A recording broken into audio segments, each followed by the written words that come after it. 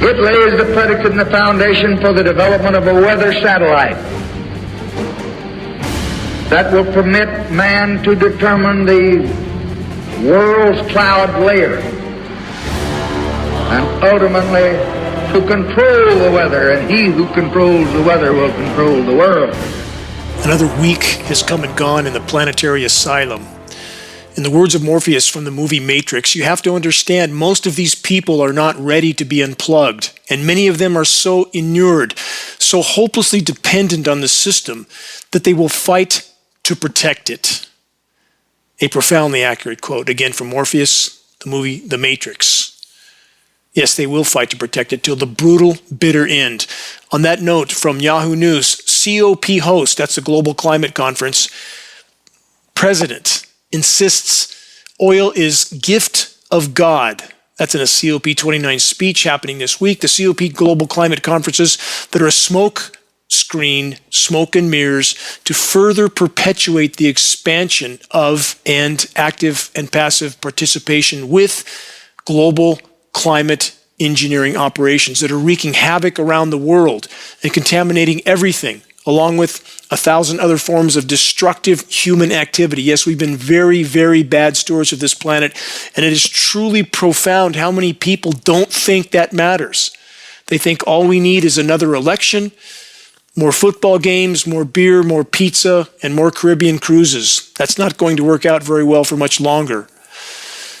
All human activities that disrupt the planet's life support systems and the former energy balance of the planet are part of the problem, with climate intervention operations, aka weather warfare, at the top of the list. So, oil, a gift from God, really? Does this climate conference host in oil-rich Azerbaijan also believe that climate engineering is a gift from God?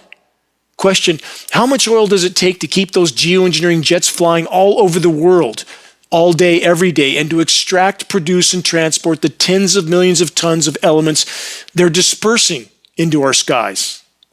With all that in mind, another new report on the atmospheric nanoplastics we're all inhaling with every breath we take, and they're also changing the weather, the report states. Here it is. Startling new research reveals that microplastics could be changing Earth's climate. That's from SciTech Daily. They continue, microplastics in the atmosphere may be altering weather and climate by facilitating ice formation in clouds. Researchers suggest these particles could impact precipitation and climate patterns, though their full effects remain unknown. Yes, so much is unknown to the so-called climate science community. These people who claim not to know that climate intervention operations are raging in skies above our heads are either criminally ignorant of the very field of study in which we're told they're experts, or they're lying. Take your pick. The SciTech Daily Report continues, and as stated many times on this broadcast already, scientists have discovered microplastics, tiny plastic particles less than 5 millimeters in size. They're actually much smaller, and there's much more in addition to those polymer particles, in some of the planet's most untouched places. No, let's correct that. Everywhere. Ubiquitous on planet Earth. They continue from the depths of the Mariana Trench, deepest trench in the ocean, to the snow-capped peak of Mount Everest and North Pole, South Pole. Let's not leave those out. And even in clouds, they say, over mountains in China and Japan and everywhere else in the world. I don't know why they would focus on China and Japan. They then say microplastics have also been found in human brain tissue, inside sea turtles, and even within plant roots. Now, they continue new research led by scientists, the power structure bought and paid for kind, suggests that these airborne microplastics could be influencing weather patterns and impacting the climate. Stay with me through this because it gets much more transparent. The study, published in the Journal of Environmental Science and Technology, demonstrated that microplastics act as ice nucleating particles, microscopic aerosols that facilitate the formation of ice crystals in clouds. Can anybody say engineered winter? Patented processes of that? I'll get to that in a minute. Yes, who would have known? One of the components of chemical ice nucleation cloud seeding operations that I've been sounding the alarm about for a decade and a half. There's more from the report. This means that microplastics could impact precipitation patterns, weather forecasting, climate modeling, and even aviation safety by influencing how atmospheric ice crystals form in clouds. Throughout the past 2 decades of research into microplastics, scientists have been finding that they're everywhere. So this is another piece of that puzzle, the report says. It's now clear that we need to have a better understanding of how they're interacting with our climate system, because we've been able to show that processes of cloud formation can be triggered by microplastics. Final excerpt from this report. Microplastics could be affecting weather patterns and forming ice clouds. Covered that. In a polluted environment with many more aerosol particles like microplastics, you're distributing the available water among many more aerosol particles. This is key. Please follow me through with this. Forming smaller droplets around each of those particles. When you have more droplets, you get less rain. I've been over this so many times in this broadcast. The saturation of atmospheric moisture with too many condensation nuclei, what do you get? Days and days sometimes of featureless, rainless skies. Welcome to solar radiation management, cloud albedo enhancement, stratospheric aerosol injection, most of which takes place in the troposphere, by the way, so we don't get caught on semantics. But the report says because droplets only rain once, they get large enough, you collect more total water in the cloud before the droplets are large enough to fall, and as a result, you get heavier rainfall when it comes.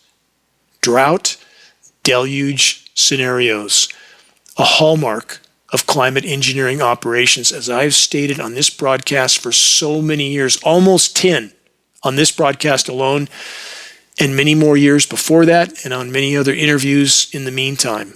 Hundreds of interviews, I've tried to point this out.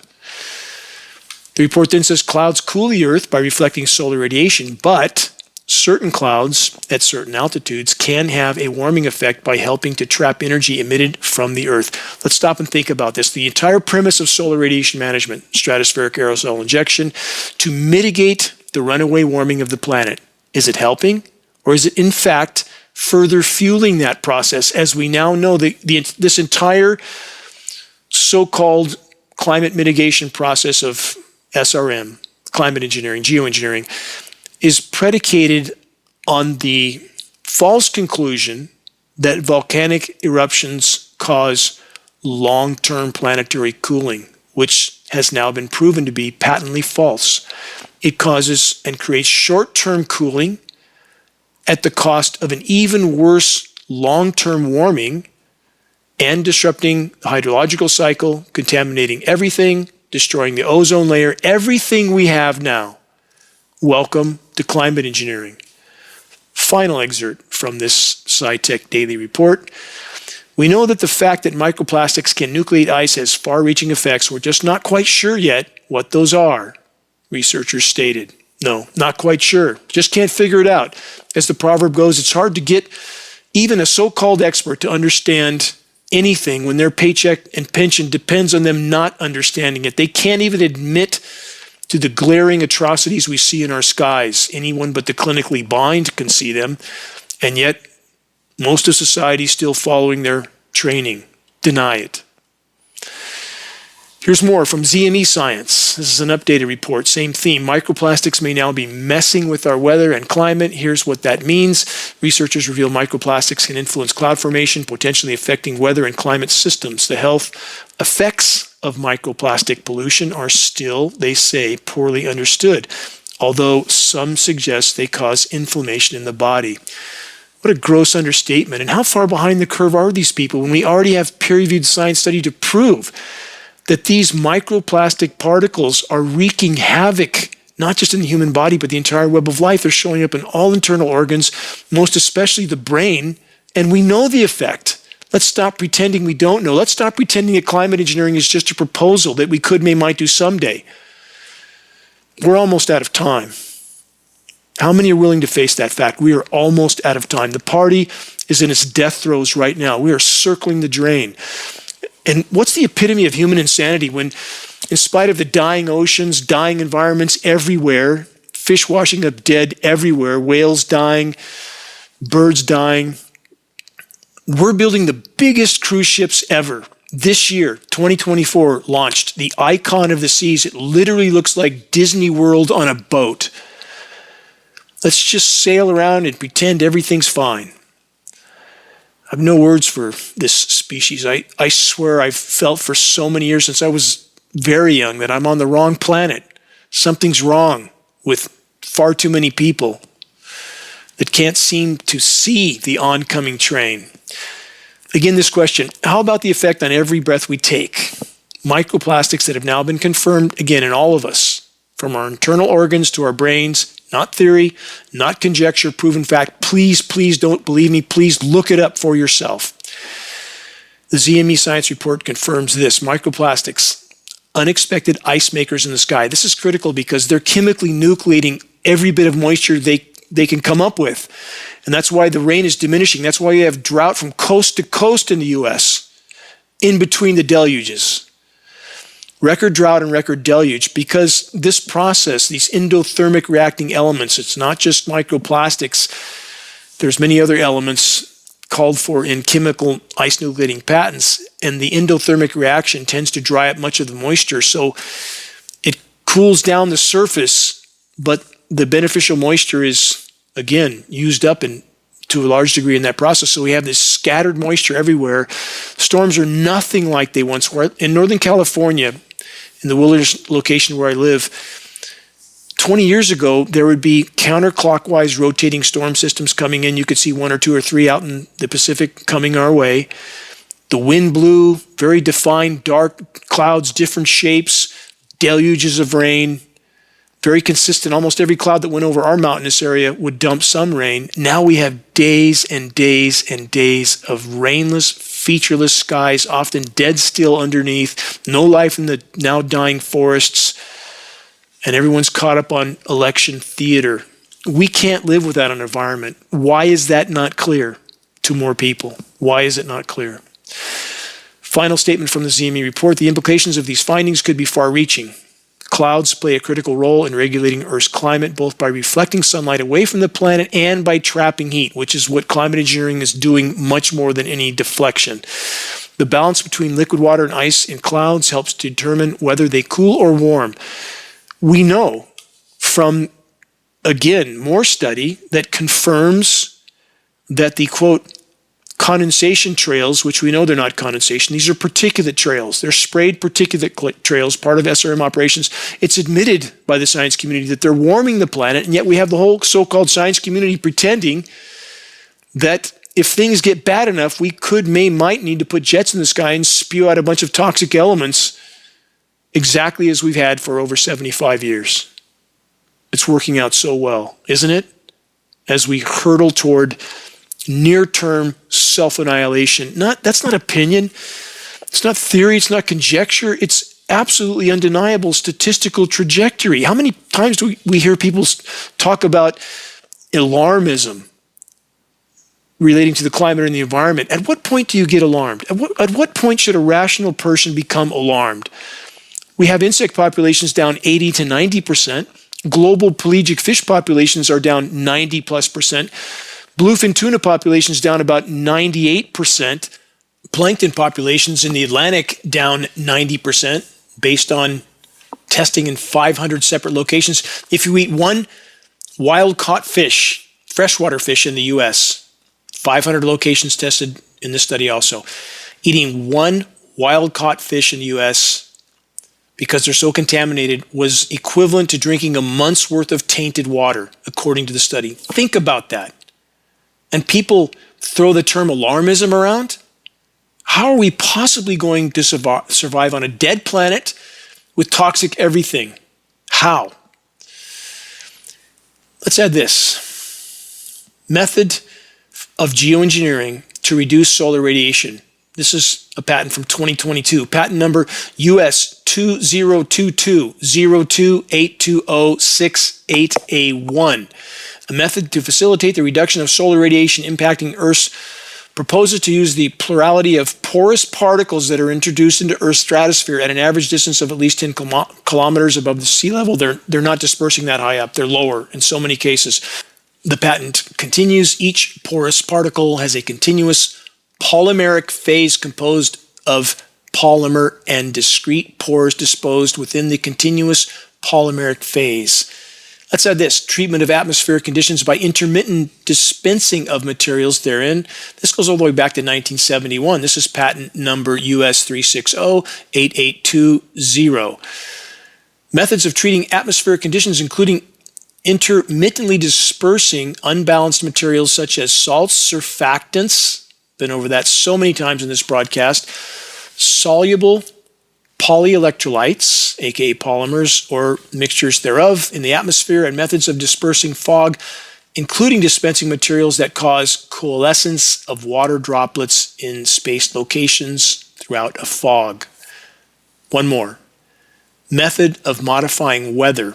A method for artificially modifying weather by seeding rain clouds of a storm with suitable cross-linked aqueous polymer. The polymer is dispersed into the cloud, the patent states, and the wind of the storm agitates the mixture, causing the polymer to absorb the rain. There's more. I'm only giving examples. How ludicrous is it for the so-called science community and the matrix media mouthpiece to continue pretending that this isn't going on in our skies? Yes, the controller bought and paid for so-called scientists want us all to believe the global saturation of atmospheric nanoplastics that appear to be manufactured in size are just decomposing trash, being whisked away up into the skies, where it then artificially nucleates cloud moisture into ice crystals. Never mind the jets we see dispersing particles into skies all over the globe. And now all too often contributing, among other patented climate engineering elements, to toxic winter weather whiplash events on the surface. Rain, quote, turning over to snow. Magically, often beginning at well above freezing temperatures. We've recorded official forecasts showing snow at temperatures up to 50 degrees. Does anybody question what happened to the laws of physics? And ice nucleation is very profound. With these processes, it can be nucleated at much higher temperatures. That's why you have giant baseball and softball size hail now, everywhere, all the time. And the term rain turning over to snow is now a favorite mantra among the climate engineering cover-up actors at media corporations like the Weather Channel, Weather Nation, and the rest. How do these people look themselves in the mirror? I wonder when I watch them in their theater, simply making it up as they go in many ways to cover the tracks of the climate engineers. Question: is the following headline from Fox Weather one of the consequences of artificially nucleating ice and clouds and cloud moisture, aka patented processes of chemical ice nucleation for weather modification, a process which includes many toxic elements, again, not just polymer nanoparticles? Here's the headline: over 150 pronghorn killed in Colorado while seeking refuge from deep field snow that this article stated was very crusty and they couldn't penetrate it. That's indicative of a chemically nucleated element. These animals that have survived countless winters over eons and times, now they can't make it. I, in a recent broadcast, went over the herds of caribou in the far north in the Arctic, herds 1 million strong in some cases, that are now down to a few thousand at best, because they can't scratch through this artificially hard, chemically nucleated concoction that's extremely cold to the touch. These animals are dying by the drove. Again, when nature dies, we will die with it. Let's rewind a few years to this past example of what extremely cold to the touch and extremely adhesive chemical ice nucleated so-called snow can do to wildlife. From Al Jazeera and other sources, cold weather kills 180,000 alpacas in Peru. Cold hardy alpacas die from freak flash snowstorm. We know this is being done. I've been over so many times in this broadcast, Chinese scientists openly announcing their engineering winter events. Do we think that our military, that's profoundly bigger and more well-funded, isn't doing exactly the same? Please search Chinese scientists engineer snowstorm. All major media cover it. But if you bring it up here in the US, suddenly you're a tinfoil hat wearing conspiracy theorist, but not for long. The tide is turning. The masses are waking up. I'm doing interviews with non-choir, large media sources that wouldn't touch this issue a few years ago, and now they're all over it. The tide is turning. And here's my question. When the population is fully awakened to what's been done to them without their knowledge or consent, and all those that participated in the criminal cover-up of climate engineering, aka all the so-called weathermen, so-called scientists, so-called elected officials, what will the public do? We'll find out soon enough. Will that be the pitchforks and torches moment? Why would we expect the public not to be justifiably enraged and to hold all those who participated in this insanity in our skies, to hold them all legally and morally accountable for their part in these atrocities? Here's one more past example from the US. There are many more. Listen to this one. Been over this many times in the broadcast, but here's the headline. It needs to be remembered. This is from Fox Weather. South Dakota ranchers reel after catastrophic storm leaves up to 100,000 cattle dead. Consider, this was October 4th, I believe it was 10 years ago, I think 2014 or 2013. But this is an important event because at the same time, Geoengineering captured the maps and we did presentations of what happened. How can you possibly have 100,000 cattle die in an October 4th snowstorm that started at temperatures of 40 degrees and above, when at the exact same time a stone throw away Kansas City, it was 89 degrees and raining. Chicago was 85 degrees and raining, and you have 100,000 cattle die in a South Dakota snowstorm, and they were literally laying around in the mud with no frozen chemical material anywhere 2 days later. 100,000 cattle. And for the record, I reached out to the South Dakota Ranchers Association. I tried to pass on climate engineering data. They didn't want to know. They didn't want to hear any of it. Denial, it seems, was so much more appealing for the moment. But sooner than almost any yet dare to imagine, denial of collapse on countless fronts, societal and ecological, won't be an option. How many continue to cling to the election theater mantra, quote, "It's the economy, stupid"? No, wrong. Went over this in previous broadcasts. The environment is the economy, stupid. When it ceases to function, as will very soon be the case on the current course, game over. And above it all, shockingly obvious and inarguable climate engineering operations continue to pound the nails into our collective coffins. This is Dane Wigington. You're listening to the weekly installment of the commercial-free, non-political Global Alert News Report. The end of the world as we know it, literally broadcast, brought to you by Geoengineeringwatch.org, the largest and most visited website in the world on the subject of global climate intervention operations, aka weather warfare. As I always state, reaching a critical mass of awareness, that's the only way forward in this fight, period. We can't win this battle without an army of the awakened. And awakened doesn't mean just knowing. It means understanding that we are fighting for our lives right here, right now. And I'm not stating climate engineering is our only problem. Never stated that. Never will. And for those that want to pretend that, that's a mistake. Because in doing so and denying all the other forms of human damage to the planet, that immediately alienates all other demographics that know we have been horrible stewards of the planet. It's not a this or that equation. It's a this and that equation. Important, imperative to remember that. And again, the simple mantra that there can be no legitimate discussion about climate, anything from any perspective, without first and foremost addressing climate engineering. We absolutely must reach a critical mass of awareness. Start a conversation on climate engineering that leads people to a credible source of data. Geoengineeringwatch.org will continue all of our efforts to be the go-to source on covert climate engineering operations. A conversation on climate engineering can easily be started with Geoengineering Watch awareness-raising materials available on our homepage. Very, very effective printed materials, very high quality, a picture's worth 1,000 words. This is a key to the door. We pass these printed materials on for less than our cost of producing and shipping. Our only goal. We must expose what's happening in our skies. If we can do that, it will drag so much else to the surface with it. And we are running out of time. Please help us to sound the alarm. Every day matters. Moving on from the UK Daily Mail, Britain is gripped by anticyclonic gloom. Weather phenomenon of fog and gray clouds means the sun could be blotted out for another 10 days. This is the same in many parts of the world. And the bottom line is they can blot the sun out for as long as they want. And how often do we have a truly clear blue day? Almost never. At best, we have a silvery white sky. If you look toward the horizons, they become more and more white. If you look toward clouds over distant mountains on the horizon, you can barely make them out because the backdrop is so filthy, dirty, and it's not hard to distinguish an aerosol cloud from a natural cumulus cloud. They look completely different.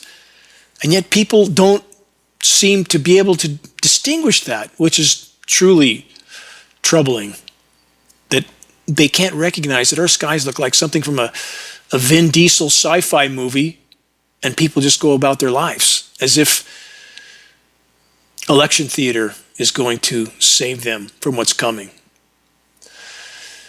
From theweatherchannel.com, it's early, but snow is almost entirely missing from the northeastern U.S., east of the Rockies. They say, why snow's a no-show? The jet stream pattern has not been conducive toward channeling what cold enough air there may be into the central and eastern U.S. Since October, upper-level high pressure, I think high-pressure heat dome, that is steering the jet stream, has been much stronger than usual of the Great Lakes, the record warm Great Lakes, by the way, and the Northeast. And the dominant high-pressure dome has made it both much warmer and drier. Ionosphere heater induced high-pressure heat dome. Please search ionosphere heater, read about it. HARP is one example, HARP in Alaska. These are weapons of mass destruction, period. And yet the so-called experts, the ones that we can only hope that the public will one day soon hold legally and morally accountable for their part in these atrocities, pretend that these facilities are just for research, nothing to see here, move along, and pay no attention to those, quote, condensation trails in the sky that blot out the entire horizon. And pay no attention to the toxic rain that's coming down from these spray dispersions that lab tests all over the globe have long since proven. Let's just go about our lives and pretend everything will magically go away, but they won't. And the bottom line is, solace exists in facing the storm head on. That is the only solace I have ever found. Tucking tail and running does not bring solace. We're here for a reason. We need to remember that every single day. This report says record dry streaks were shattered in a flash drought. We hear that term a lot now, don't we? Developed in the Northeast this fall. Fires everywhere there, like Southern California now, right? What's it take for people to question what's going on? How bad does it have to get? And we're going to find out, apparently, because the vast majority seem to want to refuse to remove their head from the sand until the moment of impact, which is very near. This report says it's still very early. The snowless northern scenario likely won't last long, especially once the calendar turns to December. So they must have plans for December. That's what's scheduled. But they're increasingly not able to pull off what they have planned because they're chasing a ball downhill. We're in a runaway climate collapse scenario. And it doesn't matter if people don't believe that. It doesn't matter at all. It's what's happening. And belief won't be a part of the equation soon. Climate engineering contamination, staying healthy in a world that isn't. I'm asked this question often. What do we do? How do we stay as healthy as we can? Please search that on geoengineeringwatch.org, or you can plug that title in, just geoengineeringwatch.org, Climate Engineering Contamination, Staying Healthy in a World That Isn't. Hopefully there's information there that will help. It's part of my protocols, and that's at least one tool in the toolbox. Here's a question. Would any intelligent life form or species willfully destroy its own environment on which its very survival completely and totally depends? Of course, the answer is no. So with that in mind, where does that leave the human race taken as a whole? Because we have certainly destroyed ours. You can't undo what's been done. Now we're fighting to preserve what's left of the planet's life support systems. But instead of putting on the brakes in regard to destruction, we are pedal to the metal. And that doesn't bode well for anyone's future. On the current course, no one gets out alive. You can quote me on that. A reminder of this UK Guardian report from earlier this year. Economic damage from climate change is 6 times worse than thought. How do you miss by 600%? Everything across the board. Now we hear it's worse than we thought. Far worse than we thought. Didn't know. Couldn't imagine it could be this bad. I have always stated emphatically that the damage to the climate and the environment is far worse than anything we're being told. climate engineering further fueling that process, but not the only factor. Again, too many people cling to the very false conclusion that industrialized, militarized society is somehow okay and somehow not destroying the planet. It is destroying the planet. There's this breaking report from the UK Guardian. Spain braces for new storms. Spain has been bad, apparently, in the eyes of the controllers because they're getting beat up badly. So is Cuba. I'll get to that. New storms as flooding disasters, political fallout continues. People in flood hit Spain, stacked sandbags, brace for new storms Tuesday of this week as the political repercussions from last month's deadly climate disaster rumbled on. 8 Spanish areas were once again put on alert Tuesday this week for heavy rain, high waves, and strong winds. A year's worth of rain lashed down in less than 8 hours on 29th of October, Spain. Just like the 2 years' worth of rain in 6 hours in Dubai. Been over that many times. And we know Dubai was bad as far as the Western power structure is concerned when they announced they were going to ditch the US dollar. This says devastating infrastructure in Spain, wreaking havoc on crops, causing damage to rise to the tens of billions of euros level. In what is an increasingly familiar pattern, they say worldwide, scientists had long warned that storms would grow in intensity and frequency as a result of humans burning gas and oil and trees. Meteorologists issued alerts in the hours and days before the deluge, and politicians failed to act with sufficient urgency, leading to furious public backlash. Shouldn't we see public backlash about the fact that there was nothing natural about that deluge in the first place? What will it take for people to wake up to that? What will it take for the so-called climate activists to acknowledge and include, first and foremost, climate engineering? And those pushing so-called renewable energy, which isn't, and climate engineering radically diminishing all 3 primary forms of alternate energy, blocking the sun. We know commercial solar plants are producing, in many cases, half their design output because of the light scattering particles in the sky. It's affecting photosynthesis to degrees we can't even know. Climate engineering is radically affecting wind, making it an all or nothing scenario, which completely thwarts the production of wind turbines. Not that they're environmentally friendly anyway. There's nothing environmentally friendly about a 900-foot tall wind turbine. And when you affect the wind speeds, causing all or nothing scenarios, when you cut the wind speed in half, wind turbine makes 1/8 of its design output. When you double the wind speed, it makes nothing because you have to turn it off in order to keep it from blowing apart. And in regard to the hydro scenario, hydro plants struggling all over the globe, all or nothing scenarios, same thing again, and yet the whole of the so-called environmental community and the so-called green energy community pretending climate engineering isn't raging in our skies. Let's add this from techinform.com. Big tech enables climate disinformation, report finds. Well, we could take that a lot of different ways, couldn't we? Question, is this what the tech-informed report is referring to?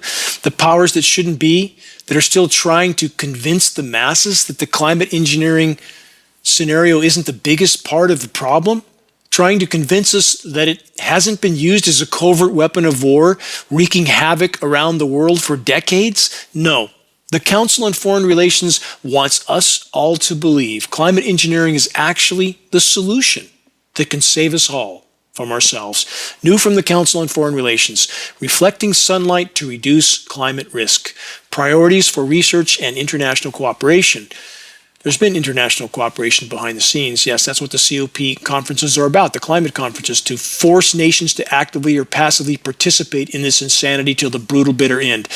This Council on Foreign Relations report states, it would be vastly preferable for the world to make progress on the science of sunlight reflection and to discuss its national and international governance openly today so that policymakers are prepared to make informed decisions on its potential deployment tomorrow rather than being forced to act out of ignorance on the fly when all other options have failed.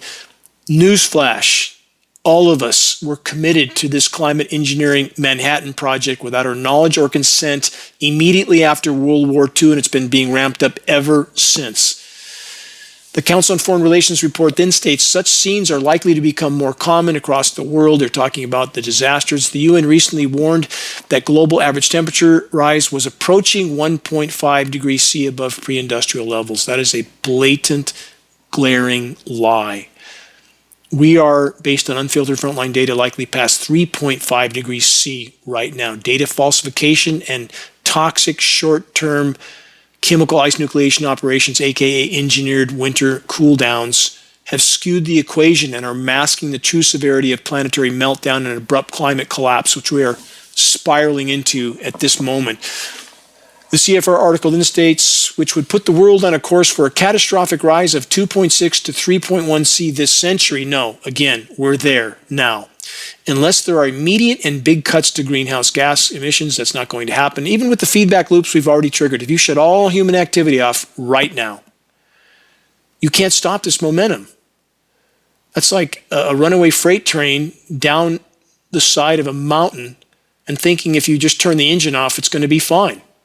No, not the case. They say a failure to act, this is from CFR, will lead to increasingly frequent and dangerous extreme weather events. Now, again, how can you cite anything as a causal factor? And I'm not saying the damaged climate wouldn't create these kinds of events, but when you have climate intervention completely intertwined with all of it, how can that not be first and foremost acknowledged? And if we can bring this issue to light, know that the fur will fly. I am not saying our problems would be over. They're just beginning. But if we could bring this issue to the light of day, and then populations around the globe would know that every single weather cataclysm everywhere becomes a potential liability to anyone and everyone involved in these programs because they have derailed the entire global climate system. If we can do that, it would be a quantum leap in the right direction. Critical mass of awareness is the only way forward. And remember this, from the perspective of the controllers, the purposes of the global climate intervention operations, climate engineering, everything, from its inception many decades ago was never intended as benevolent in any way. That's only the official sales pitch for what can only be considered the crown jewel weapon of the controllers, to have the power to bring uncooperative populations and governments to their knees and blame it all on nature. From CBC Canada, those strange clouds over Vancouver are called asperities, and they are very rare, it says. Clouds that look like turbulent, choppy seas, like looking up from the ground and seeing the sea in our sky. They say first observed in 2006. Isn't that interesting? How many clouds have been named? About a dozen and a half, I think, in the last decade and a half. No one ever saw them before? Really? Why don't people question this? Of course, the entire sky looks different, and they just put a name on it, and somehow now it's just nature. And there are also those that continue to claim it's all just jet exhaust. No, it isn't. Aside from all the mountains of film footage, nozzles visible, dispersions being turned on and off, planes leaving a trail clear across the horizon that shuts off instantly, and the plane continues on across the sky. It doesn't fall out of the sky. It didn't kill its engines. No, it killed its dispersion. In spite of countless lab tests confirming mountains of toxic climate engineering fallout everywhere, aside from the volumes of historical and current documents confirming climate engineering weather warfare operations, government and science reports, where's common sense? Where's our God-given sense of reason and logic? One only needs to look up without their eyes wide shut, and they will see what's occurring in our skies. And thankfully, many more are beginning to do exactly that. The reckoning is coming fast. You're listening to the weekly installment of Global Alert News, the Bad News Broadcast, installment number 484, November 16th, 2024. This is Dane Wigington, your host. Global Alert News is brought to you by Geoengineeringwatch.org, the largest and most visited website in the world on the subject of climate intervention operations known as geoengineering. Recordings of the commercial-free, non-political Global Alert News Hour can be found on the homepage of Geoengineeringwatch.org under the recent column and on the Dane Wigington YouTube channel. I want to express my deepest gratitude to all those that are marching forward in this fight. It's our collective efforts that can still make a difference. If you're on our email list, please put us on your email contact book so that our emails don't go to the spam file. Please help us to share the groundbreaking documentary, The Dimming, which fully exposes the climate engineering atrocities now with over 25 million views on YouTube. Team effort. Thanks to all of you that helped us to get this groundbreaking documentary into circulation. The best way to share is by circulating the direct link to The Dimming by email directly from the homepage of geoengineeringwatch.org. Sharing directly helps us to overcome social media censorship. When viewing our YouTube of the Dimming or Global Alert News or any other Geoengineering Watch video on YouTube, please subscribe, share, and comment, all of which helps us to circulate critically important data to a much wider audience. About reaching those that still aren't looking up, again, start a conversation with Geoengineering Watch awareness-raising materials, which can be found on our homepage. Our only goal: provide activists what they need to move this fight forward. Extremely high-quality printed materials, again, shocking images. We pass these on for less than our cost of producing and shipping. We have Geoengineering Watch hoodies, Geoengineering Watch shirts. Photos of both are on our homepage. We have scannable business cards that goes with the scan code straight to the Dimming on our homepage. Bumper stickers, all effective tools to help strike up a conversation on the climate engineering atrocities. Again, we must reach a critical mass. That is the great imperative of our time. If we can expose it, we can stop it from the inside out. If you're willing to share a picture of yourself with the Geoengineering Watch t-shirt or hoodie, ideally in some crowded location, please send your photo to us so that we can post it as part of our activist compilation, which is now part of our materials page. The images encourage others to make their voices heard in this all-important battle to sound the alarm. Again, to those that are steadfastly committed to exposing and halting climate engineering, in spite of your circumstances or challenges, you're doing your best. Thank you. You have my deepest gratitude, always and forever. Moving on, and as I cover the following headlines, understand this is not about Al Gore, it's not about AOC, it's not about Greenpeace or the Sierra Club, it's about reality. All those I just mentioned, criminal hypocrisy in every case, but reality is still reality, and we are going to face a very harsh reality very soon. It's already unfolding. Please listen without filters or preconceptions. Please research everything I'm stating, because we are going to face realities that few can yet imagine, and so many in certain arenas are still denying. From Earth.com, the Arctic will be ice-free in only a few more years, much sooner than once thought. This is another one of those kinds of articles. We were told not till the end of the century, then not till mid-century, then not till 2040, then 2030, and now it's here banging down the door. It could be a double blue ocean event as soon as next year, based on the current trajectory. Don't know if they can hide it any longer than that. What's that mean, blue ocean event? It means a statistically ice-free, sea ice-free North and South Pole, if we have a dual event. What happens then? We have the dark seawater absorbing 90% of the sun's incoming thermal energy instead of reflecting it. Everything goes exponential. Seafloor methane deposits begin to truly blow out.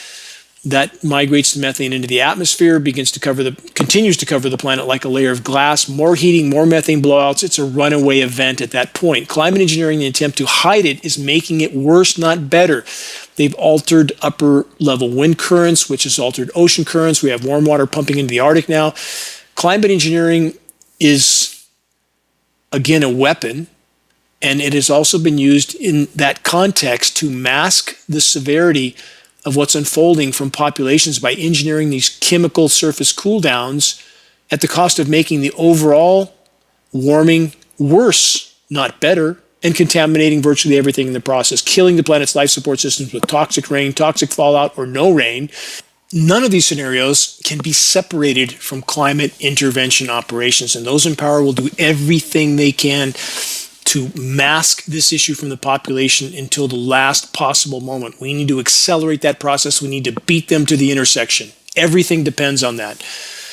And about ice, I've again seen on some social media sites the claims that sea levels aren't rising because when you melt ice cubes in a glass, it doesn't overflow.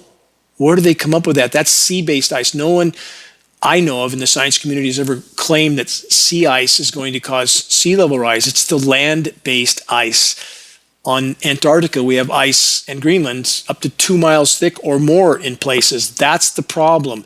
And as the sea ice, the buttress for the land-based ice disappears, the land-based ice is sliding into the sea very quickly. And if you don't think oceans are rising, look a little harder. You have palm trees in the surf now in some South Sea islands. Yes, it is rising, and no sea level rise is not uniform, contrary to what one would think. There are many varying factors. not uniform, but it is absolutely happening. It's going to happen faster and faster. And it doesn't take much to cause unimaginable devastation, not much at all. And how much is built in total? If we lose all the land-based ice around the world, Greenland about 21 to 24 feet of sea level rise, statistically. Antarctica about 197 feet. And that's going to come sooner than almost any can imagine. It's not going to come overnight, certainly. That's going to take time. But because we're in a runaway event, it only takes 1 or 2 feet to cause cataclysm around the globe, and that's coming. Let's add this.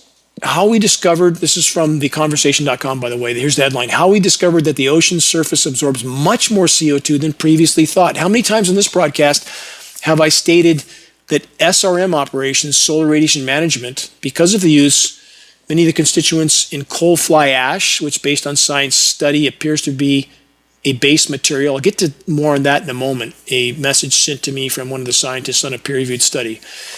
And that acts as an ocean fertilization element to force the oceans to uptake more CO2. And that's exactly what's been happening. So now we have this admission that, gee, we missed again by a mile on everything. Everything, as I've stated again, I stated earlier in this broadcast, is far worse than anything we've been told, and now they can't hide it. And people that think CO2 is great, the more the better, you don't know much about the oceans. They're dying because it's altering the pH. It's lowering the pH and wreaking havoc in the oceans. We're hurtling toward what's known as Canfield Ocean. Been over that many times. Please look that up. Learn about what that term means. From Earth.com, thawing permafrost is becoming an enormous source of global warming. Went over that a moment ago. It's not just the warming sea surface with a potential blue ocean event, both poles. We also have the methane blowout craters in the tundra. Please search Siberian methane craters. Look at those pictures. That will shock you to the marrow. It's accelerating. From AP News, changing gears, 6.8 magnitude earthquake shakes Cuba after hurricanes and blackouts. See, an earthquake with a preliminary magnitude of 6.8 shook eastern Cuba Sunday of this last week. And then it says the earthquake comes during another tough stretch for Cuba. Yes, a quote, rough stretch for Cuba. One of many punching bags for the covert controllers from behind the curtain. Cuba has never really cooperated with the manipulators of the matrix, thus their worsening dilemma. Not that they wouldn't be in a dilemma anyway. 10 million people on that small island. How long does anyone think that can continue? How long does anyone think 100 million, I think is what Japan's population is, something in that realm? How long could they possibly survive on that island without massive amounts of imports of resources and foods? And urban areas are the same. People that think an urban area, they see pictures of Dubai and the skyscrapers, the high rises, and that's somehow permanent. It's anything but permanent. It's a flash in the pan. On the current course, the entire chapter of the human race, the Anthropocene era, as it's called, will be the blink of an eye. What's it take for people to understand that? On the habitat preserve on which I live and manage, there were archaeological studies done, and there's 2 Native American sites here, village sites actually, and they're protected. But the ARC studies estimated that there could have been indigenous people living there for 8,000 to 10,000 years. Think about that. And what have we done to the planet in 200? In fact, let's put this into statistical, a framework that will drive this point home. This is from Earth and the American Dream. If we took the entire lifespan of the planet, 4.5 billion years, and we transposed that to the course of a week, every day being about, I believe, 660 million years, we've done what we've done to the planet in the last 1/40th of a second before midnight on the last day. Think about that. With each day being a span of 660 million years, we've decimated Earth in 1/40th of a second before midnight on the last day, and people actually think that this carbon fuel carnival of loot, plunder, pillage, and pollute until nothing's left can continue? Good luck with that. Pressing on, again, about our toxic aerosol saturated skies. This is the kind of forecast we see now. Instead of storms and rain as we used to see as a regular forecast in Northern California. Cloudy with drizzle, couple showers, passing shower, few drizzles. And on so-called sunny days, we have mostly sunny or filtered sunlight. The so-called weather forecasters are reading a script, literally, again, passed down to them by Raytheon and Lockheed Martin, who do all the weather modeling for the illegal, federal, gag-ordered National Weather Service and National Oceanic and Atmospheric Administration. Remember, consider also that it isn't just nanoplastics in our clouds and our atmosphere and breathable air column. Let's look at this from friendsofnasa.org. Trimethyl aluminum clouds over Norway. The article says these clouds are completely harmless. NASA's Goddard Space Flight Center reports twisting clouds of trimethyl aluminum appeared over Norway November 10th, 2024. During a geomagnetic storm, NASA's rocket carried 16 canisters of trimethyl aluminum. These were released into the upper atmosphere. Glowing clouds were visible from the ground, allowing researchers to study waves and vortices in the air. Just a little bit like Project Starfish and Project Fishbowl, the detonation of hydrogen bombs in the magnetosphere. They don't care about the consequences. They don't care at all. And what a relief to know that trimethyl aluminum clouds and the fallout from them is, quote, completely harmless, end quote, according to NASA, except that it isn't. And again, for those that may be new to this broadcast and don't know, bioavailable aluminum is extremely toxic to all life forms, no exceptions. And let's not forget about the untold tons of bioavailable aluminum nanoparticles that are core to climate engineering operations. Let's add this from the American Geophysical Union.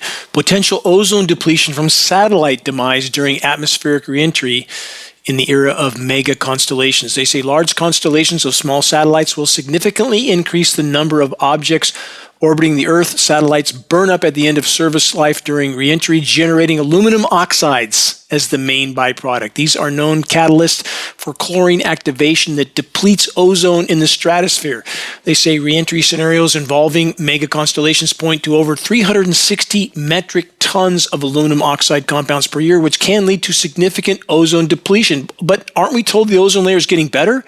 Really? Now let's add 40 to 60 million tons annually of climate engineering elements dispersed into our skies, much of that aluminum nanoparticles.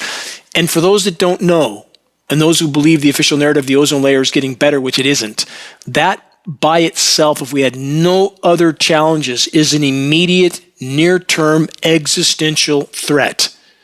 And when I say near-term, I don't mean centuries, I don't mean decades. I mean this decade. Think about that. Let's add this. Role of undisclosed atmospheric manipulation in geoengineering. That's from the Journal of Geography, Environment, and Earth Sciences International. The following is a recent message sent to me from one of the scientist authors of this peer-reviewed report. Dear Dane, considering all of your statements re ongoing climate intervention geoengineering operations as the primary cause of the conditions that have led to devastating forest fires, to underscore the special role of coal fly ash in these operations, again, as a base material for these operations, with adverse effects, his letter states, including inducing drought, tree die-off, more dry lightning, incendiary dust, etc. We focused on the role of increasing temperatures by atmospheric heating and reduction of Earth's heat loss. In other words, trapping heat through convection, the desiccant effect of CFA, coal fly ash particles, inhibiting rainfall and increasing atmospheric electrical charges, aka more lightning, more dry lightning as well. We documented how these moisture-absorbing particles damage the waxy coatings of leaves and needles.